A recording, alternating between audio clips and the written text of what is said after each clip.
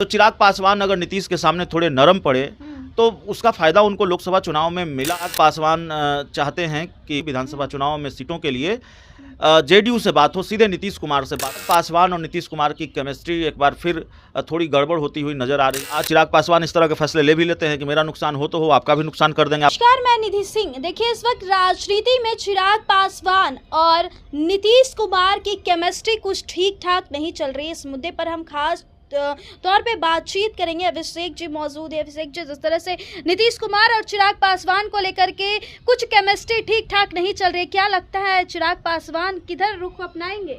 नहीं, देखिए निधि, चिराग पासवान और नीतीश कुमार की केमिस्ट्री तो वैसे भी हाल के वर्षों में ठीक ठाक नहीं रही है, लेकिन नीतीश कुमार जब एनडीए के साथ आ गए तो जाहिर तौर पर चिराग पासवान ने भी ये समझा होगा कि नीतीश कुमार को लेकर जो उनका रुख रहा है, उस रुख पर अगर वो अड़े रहेंगे तो जाहिर तौर पर ये कोई बहुत फ़ायदे का सौदा नहीं होगा। तो नीतीश कुमार को लेकर उन्होंने अपने तेवर नरम किए एक वक्त पर। इसलिए हम जैसे पत्रकारों को लगा, हमको लगा, आपको लगा कि नहीं, नीतीश कुमार और चिराग पासवान के बीच सब कुछ ठीक है और चिराग पासवान को भी नीतीश कुमार की ज़रूरत थी, भारतीय जनता पार्टी को भी नीतीश कुमार की ज़रूरत थी।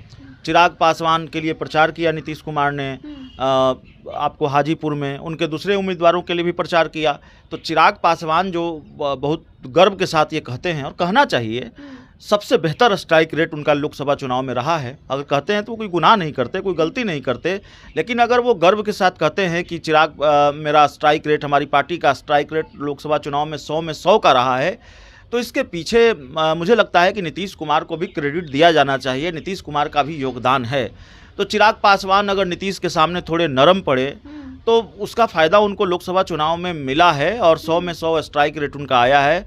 तो जाहिर तौर पर नीतीश कुमार चिराग के लिए भी ज़रूरी थे, ये बात भी साफ तौर पर है। लेकिन लोकसभा चुनाव के बाद भी दोनों के बीच केमिस्ट्री ठीक नज़र आ रही थी। लग रहा था कि चिराग पासवान नीतीश कुमार बिल्कुल साथ साथ हैं, और थोड़ी हैरानी भी होती थी कि यही चिराग पासवान नीतीश कुमार के लिए न जाने क्या क्या कहते थे, हमला बोला करते थे, हमले का एक भी मौका नहीं छोड़ा करते थे। लेकिन फिर चिराग पासवान गुलदस्ता लेकर जा रहे हैं मुख्यमंत्री आवास, लगातार मुलाकात हो रही है। लेकिन इन दिनों ऐसा लगता है कि केमिस्ट्री थोड़ी ठीक नहीं है। चर्चा ये चल रही थी कि चिराग पासवान चाहते हैं कि भारतीय जनता पार्टी से ही, माफ़ कीजिएगा, भारतीय जनता पार्टी के सहारे ही नहीं, विधानसभा चुनाव में सीटों के लिए जेडीयू से बात हो, सीधे नीतीश कुमार से बात हो। और जिस तरह से वो भारतीय जनता पार्टी पर भरोसा किया उन्होंने 2020 में कि बीजेपी उनको उनके मन माफिक सीटें विधानसभा चुनाव में दे देगी, वो हुआ नहीं। उनको फिर एनडीए से अलग होना पड़ा, नीतीश कुमार के साथ उन्होंने खेल किया। तो चिराग पासवान चाहते हैं कि इस बार सीटों की बातचीत सीधे नीतीश कुमार से हो, जो मेरी अपनी जानकारी, अपनी समझ कहती है।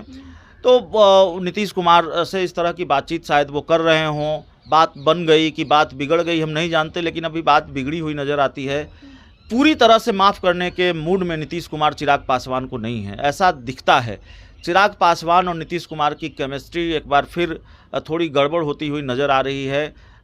जिस तरह से कई उदाहरण हैं, देखिए उनके सोशल मीडिया अकाउंट से भी, जब नीतीश कुमार एनडीए में आए तो उसके कुछ दिनों के बाद से नीतीश कुमार को लेकर चिराग की पार्टी की तरफ से, चिराग पासवान की तरफ से उनका खूब गुणगान भी किया जा रहा था, जो मैंने देखा समझा। और उसके बाद उनकी पार्टी का रुख बदल गया। उनकी पार्टी के जो सांसद हैं, आप कह सकती हैं राजेश वर्मा, उन्होंने शराबबंदी पर सवाल उठाए, कानून व्यवस्था को लेकर सवाल उठाया।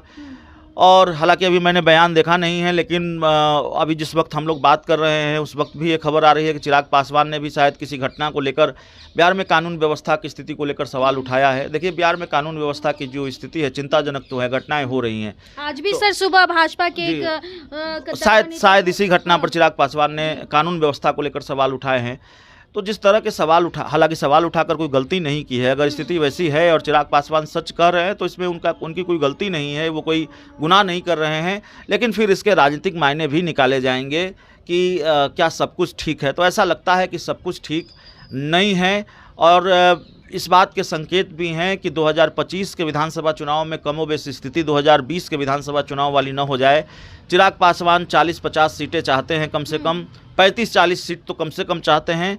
और एनडीए में उनको इतनी सीटें अभी मिलती हुई नज़र नहीं आ रही हैं और शायद ही उनको इतनी सीटें मिले, यह भी सवाल है। इसीलिए कहीं केमिस्ट्री गड़बड़ होती हुई दिख रही है। जी सर, तो एक आखिरी सवाल रहेगा, जिस तरह से लोकसभा चुनाव में चिराग पासवान का साथ मिला और वो उस चीज़ पे कायम भी उठे, तो क्या लगता है विधानसभा चुनाव में उनको खामियाजा भुगतना पड़ जाएगा? नहीं, देखिए, विधानसभा चुनाव में अगर चिराग पासवान अकेले लड़ते हैं पहले की तरह, तो इसका खामियाजा तो फिर जेडीयू को भी भुगतना पड़ जाएगा, दूसरी पार्टियों को भी नुकसान होगा। तो आज चिराग पासवान इस तरह के फैसले ले भी लेते हैं कि मेरा नुकसान हो तो हो, आपका भी नुकसान कर देंगे, आप हमारी बात नहीं मानिएगा तो क्या चिराग उसी तरफ जा रहे हैं? यह भी एक बड़ा सवाल है, इसके संकेत मिल रहे हैं। जी चलिए, तो चिराग पासवान को लेकर के आपको क्या लगता है? क्या चिराग पासवान की और नीतीश कुमार की केमिस्ट्री को लेकर आप क्या सोचते हैं? हमें कमेंट बॉक्स में अपनी प्रतिक्रिया दे दीजिएगा और ऐसे ही देश दुनिया की तमाम खबरों के लिए देखते रहे हमारा चैनल। बहुत बहुत धन्यवाद।